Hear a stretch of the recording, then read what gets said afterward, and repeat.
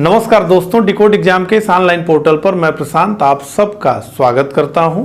दोस्तों, जैसा कि आप जानते हैं, उत्तर प्रदेश की सभी परीक्षाओं में उत्तर प्रदेश के सामान्य ज्ञान से 2-4 प्रश्न जरूर पूछे जाते हैं और इसी बात को ध्यान में रखते हुए आगामी जो परीक्षा होने वाली है लोअर पीसीएस और उत्तर प्रदेश एसआई की परीक्षा, उसको ध्यान में रखते हुए उत्तर प्रदेश सामान्य ज्ञान के महत्वपूर्ण 11 टॉपिक्स को इस लेक्चर में हम डिस्कस करने वाले हैं। जो लोग इस चैनल से नए जुड़े हैं उन्हें मैं बताना चाहूँगा कि दिवाकर सर ने उत्तर प्रदेश सामान्य ज्ञान के 500 महत्वपूर्ण प्रश्नों की एक सीरीज ऑलरेडी इस चैनल पे चलाई थी। तो अगर आपने उसे नहीं देखा है या फिर आपको डिटेल्ड में चीज़ों को जानना है तो वो लेक्चर आपको मिल जाएगा। एक ही लेक्चर में जो है 500 प्रश्न आपको मिल जाएंगे, तो उसे आप देख सकते हैं। ठीक है, इसी के साथ कहना चाहूँगा कि अगर आप इस चैनल पर नए हैं तो इस चैनल को सब्सक्राइब कर दीजिए, क्योंकि इस चैनल पे इसी तरह के नए नए लेक्चर्स हम लेकर आते रहते हैं जो कि आपकी परीक्षाओं के लिए बेहद महत्वपूर्ण होते हैं। तो चलिए इन्हीं सब बातों के साथ इस लेक्चर की शुरुआत करते हैं।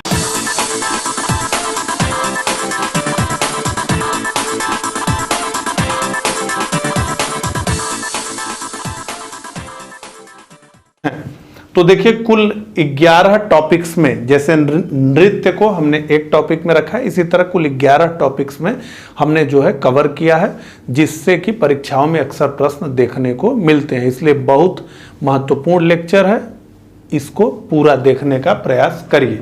तो शुरू करते हैं, नृत्य की बात करते हैं। तो उत्तर प्रदेश का एकमात्र शास्त्रीय नृत्य कथक है। ठीक है, एकमात्र शास्त्रीय नृत्य कथक है। और कथक के विकास के बारे में यह कहानी है कि अवध के अंतिम नवाब वाजिद अली शाह के दरबार में इसका विकास हुआ कथक का। इस नृत्य के प्रणेता ठाकुर प्रसाद को माना जाता है। तो ये सब बेहद महत्वपूर्ण फैक्ट हैं। कथक के कुछ प्रमुख कलाकारों के नाम देखिए तो शंभू महाराज, बिरजू महाराज और बिंदादीन कथक के कुछ प्रमुख कलाकार हैं। तो इसमें से जो है बिरजू महाराज को तो आप लोग निश्चित रूप से जानते ही होंगे। अब ये हमने बात कर ली कथक की। अब जो है बात करते हैं उत्तर प्रदेश के विभिन्न क्षेत्रों में प्रचलित लोक नृत्य के बारे में। ठीक है, तो चरकुला अक्सर परीक्षाओं में पूछ लिया जाता है। तो ये ब्रज क्षेत्र में प्रचलित लोक नृत्य है। रास नृत्य ये भी ब्रज क्षेत्र में किया जाता है। ठीक है, तो चरकुला और रास नृत्य ब्रज क्षेत्र में। पूर्वांचल में एक लोक नृत्य होता है जिसे कहते हैं धोबिया। ठीक है, और ये धोबिया समुदाय के द्वारा जो है नृत्य किया जाता है, इसीलिए इसका नाम धोबिया है।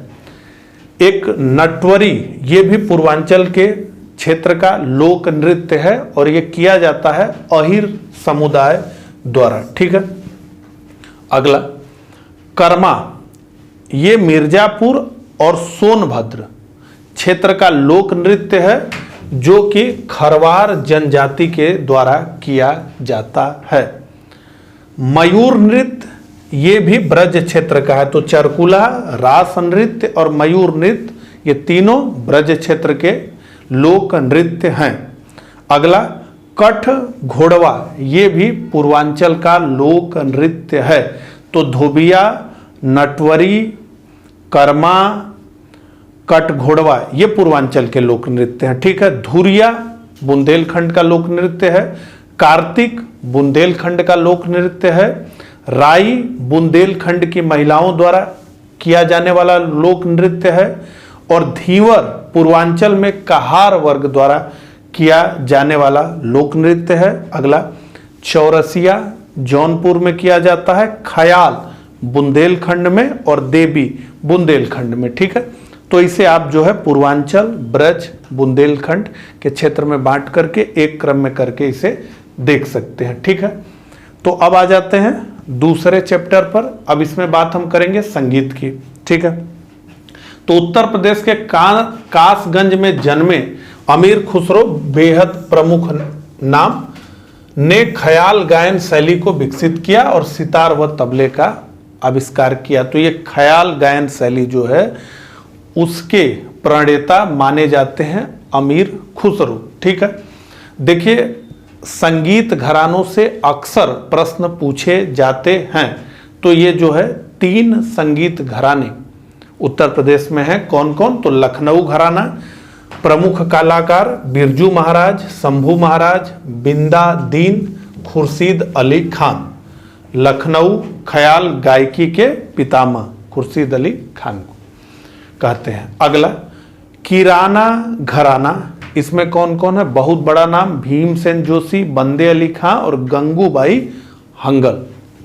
अगला बनारस घराना, पंडित किशन महाराज, सितारा देवी, गिरजा देवी, मोतीबाई, सिद्धेश्वरी देवी, सारे बड़े नाम। ठीक है, तो ये घराना और उनसे जुड़े हुए प्रमुख कलाकार। ठीक है, तो एक प्रकार से जो है स्कूल जहां इन सब की लर्निंग होती है उसे घराना कहते हैं। ठीक है, अगला लोकगीत। लोकगीत भी बहुत प्रचलित है उत्तर प्रदेश में। तो कौन सी लोकगीत किस क्षेत्र में जो है गाई जाती है उसकी बात करते हैं। तो कजरी मिर्जापुर और वाराणसी में जो है गाई जाती है। आल्हा निश्चित रूप से महोबा में बहुत प्रसिद्ध है जो है आल्हा का गायन। रसिया ये बरसाना ब्रज क्षेत्र में जो है गाया जाता है और इसीलिए इसका नाम रसिया भी रखा गया है। चैती चैता, ठीक है, ये भी वो मौसम आता है तो गाते हैं पूर्वांचल में। बचपन में हम लोगों ने ये सुना है।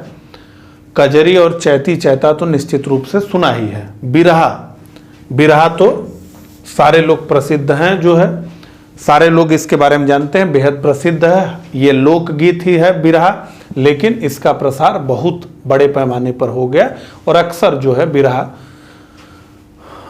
शब्द हम सुनते हैं। सोहर पूर्वांचल में तो विवाह में महिलाएं गाती हैं और बेहद जो है ये ऐसी रस्म बन गई है कि बिना जो है सोहर बच्चे के पैदा होने पर भी जो है गाया जाता है। ठीक ना, तो सोहर। और होली गीत वृंदावन में लठमार होली खेली जाती है, मथुरा के रीजन में।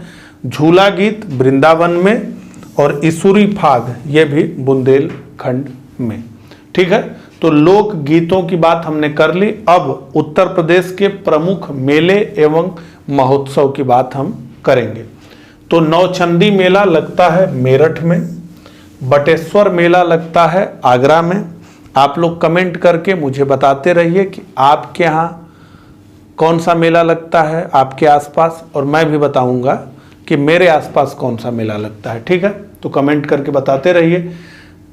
बटेश्वर मेला आगरा में, देवा शरीफ का मेला बाराबंकी में, सैयद सलार ये इनके मजार पर मेला लगता है बहराइच में, गोविंद साहब अंबेडकर नगर में ये मेला लगता है, देवी पाटन का मेला गोंडा में लगता है, ध्रुपद मेला वृंदावन वाराणसी में लगता है। ध्रुपद भी जो है एक शैली है।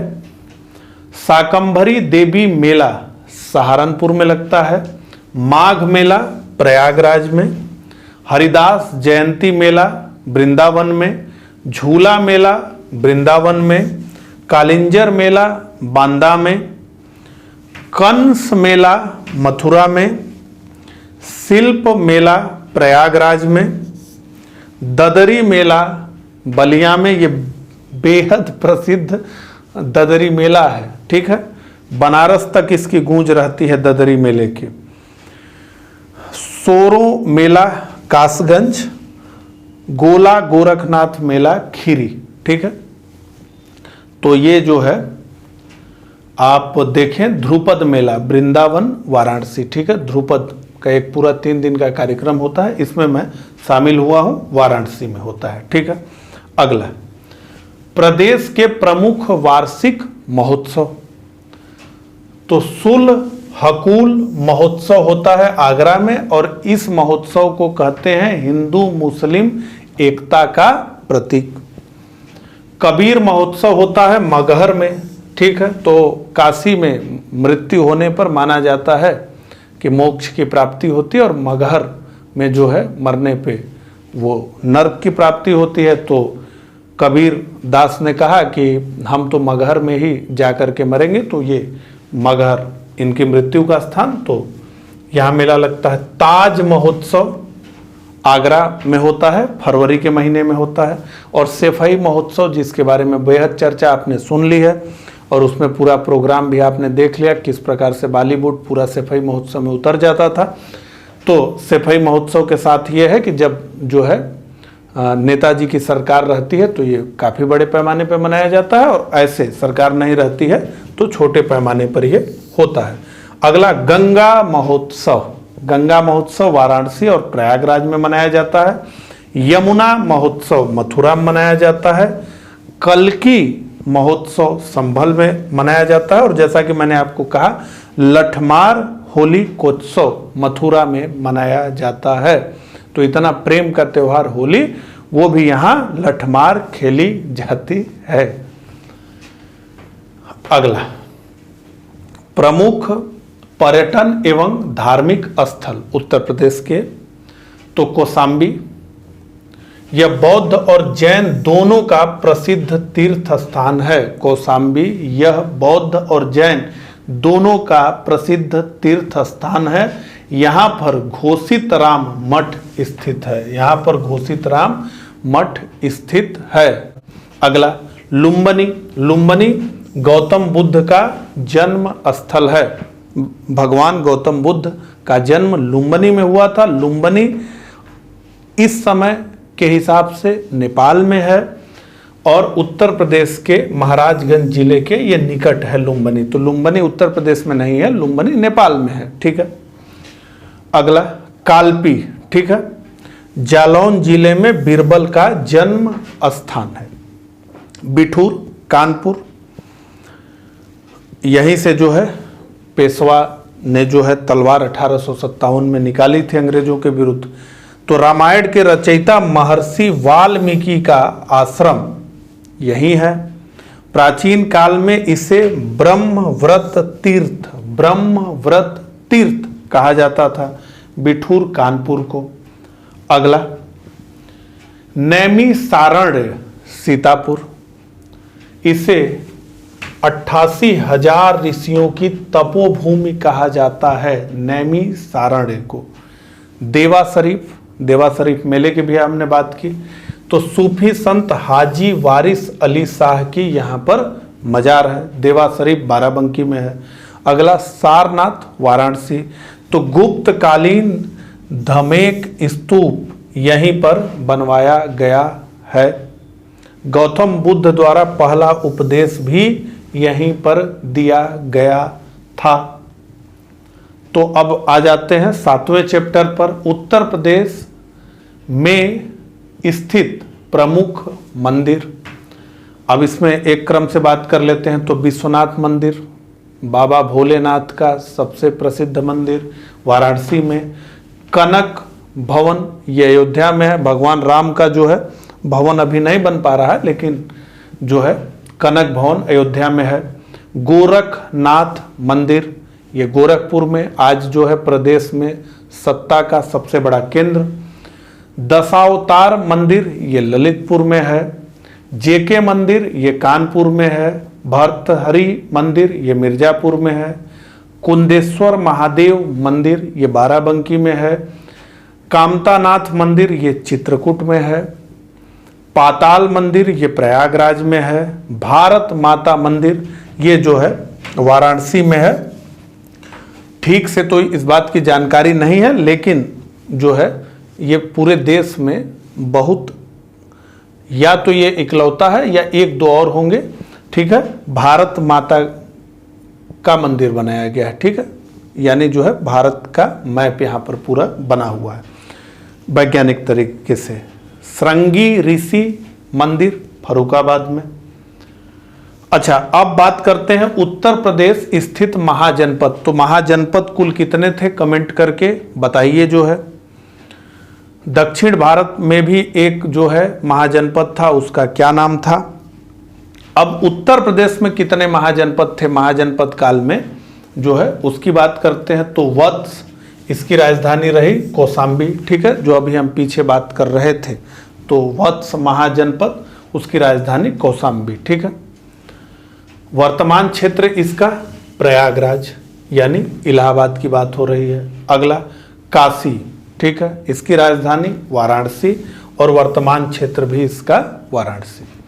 कौशल, राजधानी इसकी श्रावस्ती और वर्तमान क्षेत्र क्या कौन सा है, फैजाबाद वाला क्षेत्र है। मल्ल, इसकी राजधानी कुशीनगर, वर्तमान क्षेत्र देवरिया, बस्ती, गोरखपुर। अगला पांचाल, राजधानी अहिछत्र एवं काम्पिल्य, वर्तमान क्षेत्र है बरेली, बदायूं, फर्रुखाबाद। चेदी, राजधानी शक्तिमती, ये है बुंदेलखंड का आज के क्षेत्र। सूरसेन, इसकी राजधानी मथुरा और वर्तमान क्षेत्र है मथुरा। कुरु, इसकी राजधानी इंद्रप्रस्थ और वर्तमान क्षेत्र है इसमें मेरठ, थानेश्वर, दिल्ली। अब आगे बढ़ते हैं 9वें चैप्टर पे। उत्तर प्रदेश स्थित प्रमुख ऐतिहासिक स्थलों की बात करते हैं, इससे भी प्रश्न पूछा जाता है। तो विश्व धरोहर में उत्तर प्रदेश के 3 स्मारक शामिल हैं, ताजमहल, फतेहपुर सीकरी और आगरा का किला। आगरा का किला, इसका निर्माण माना जाता है कि 1573 ईस्वी में अकबर ने करवाया था। बहुत बड़ा भव्य किला है ये। आराम बाग आगरा में है। इसे कहा जाता है कि 1528 में बाबर ने बनवाया था। अगला फतेहपुर सीकरी, ये आगरा में, इसे 1569 में अकबर द्वारा बनवाया गया। फतेहपुर सीकरी 1571 से 1585 तक मुगल साम्राज्य की राजधानी रही थी। अगला बुलंद दरवाजा, ये भी फतेहपुर सीकरी में है। इसका निर्माण 1601 ईस्वी में अकबर द्वारा गुजरात विजय के उपलक्ष्य में करवाया गया था। अगला जोधाबाई महल, बीरबल महल, पंचमहल, फतेहपुर सीकरी। इनका निर्माण फतेहपुर सीकरी में अकबर द्वारा 16वीं सदी में करवाया गया। अकबर का मकबरा सिकंदरा, आगरा, इसका निर्माण अकबर एवं जहांगीर ने करवाया था। इत्माद उद दौला का मकबरा, आगरा, इसे 1628 एडी में नूरजहां द्वारा अपने पिता मिर्जा गयास बेग की याद में बनवाया गया था। अगला शीश महल, इसका निर्माण 1632 ईस्वी में शाहजहां द्वारा करवाया गया था। अगला जामा मस्जिद, इसका निर्माण 1648 ईस्वी में शाहजहां द्वारा करवाया गया था। जामा मस्जिद एक दिल्ली में भी है। मोती मस्जिद आगरा, इसका निर्माण भी शाहजहां ने 1635 में करवाया था।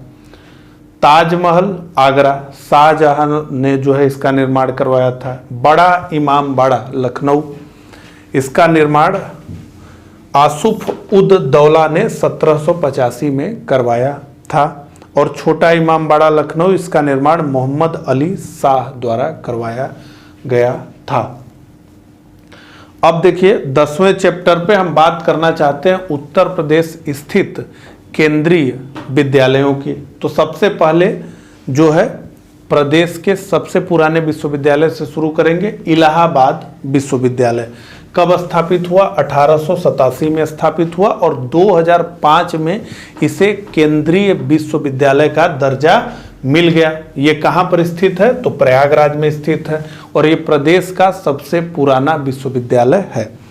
अगला काशी हिंदू विश्वविद्यालय, स्थापना हुई इसकी 1916 में मदन मोहन मालवीय जी के द्वारा। कहाँ पर है ये, तो ये वाराणसी में है। अगला अलीगढ़ मुस्लिम विश्वविद्यालय, इसकी स्थापना कब हुई, तो 1850 1975 में हुई। किसके द्वारा हुई? तो सर सैयद अहमद खान के द्वारा की गई। बाद में जाकर ये विश्वविद्यालय बना, पहले ये स्कूल था फिर विश्वविद्यालय बना। ठीक है। अगला, डॉक्टर भीमराव अंबेडकर विश्वविद्यालय कब स्थापित हुआ? तो 1996 में स्थापित हुआ। कहाँ पर स्थित है? तो लखनऊ में स्थित है। राजीव गांधी राष्ट्रीय विमानन विश्वविद्यालय कब स्थापित हुआ? तो 2013 में हुआ, कांग्रेस की सरकार थी। स्थान कहाँ पर यह बना? रायबरेली में। और ये महत्वपूर्ण हो जाता है कि यह देश का पहला विमानन, सिविल एविएशन की बात हो रही है, का विश्वविद्यालय है। रानी लक्ष्मीबाई केंद्रीय कृषि विश्वविद्यालय, इसकी स्थापना वर्ष 2014 में हुई। और कहां पर है ये? तो झांसी में है। तो ये बात रही केंद्रीय विश्वविद्यालयों की। अब आगे आ जाते हैं संगीत एवं कला संस्थान। तो राज्य सरकार द्वारा प्रदेश में संस्कृति विभाग की स्थापना वर्ष 1957 में की गई। भातखंडे संगीत संस्थान, ठीक है, ये बहुत महत्वपूर्ण है, इसकी बात कर लेते हैं। तो ये उत्तर प्रदेश का सबसे पुराना संगीत संस्थान है। 1926 में मेरिस कॉलेज ऑफ हिंदुस्तानी म्यूजिक के नाम से इसकी नींव पड़ी थी। मेरिस कॉलेज ऑफ हिंदुस्तानी म्यूजिक के नाम से इसकी नींव पड़ी थी। और 1960 में इसका नाम भातखंडे हिंदुस्तानी संगीत विश्वविद्यालय रख दिया गया। अब इसका नाम क्या है? भातखंडे संगीत संस्थान। ठीक है, भातखंडे संगीत संस्थान। 2001 में इसे जो है डीम्ड विश्वविद्यालय का दर्जा प्राप्त हो गया है। अगला, राज्य ललित कला अकादमी। तो इसकी स्थापना 1962 में लखनऊ में की गई। और अगला, भारत तेंदु नाट्य अकादमी, इसकी स्थापना 1975 में की गई और यह लखनऊ में स्थित है। अगला, उत्तर प्रदेश संगीत नाटक अकादमी, इसकी स्थापना 1963 में की गई और यह भी लखनऊ में स्थित है। अगला, राष्ट्रीय कथक संस्थान, इसकी स्थापना 1988-89 में लखनऊ में की गई। और अगला, भारत कला भवन संग्रहालय, इसका निर्माण वाराणसी में 1920 में राय कृष्ण दास के प्रयासों से हुआ। तो इस प्रकार से यूपी जीके के जो महत्वपूर्ण 11 चैप्टर्स रहे हैं जिनसे अक्सर परीक्षाओं में सवाल पूछे जाते हैं, उनको हमने कवर कर लिया। ठीक है, तो मिलता हूं इसी तरह के अगले लेक्चर में। तब तक के लिए आप सभी को नमस्कार।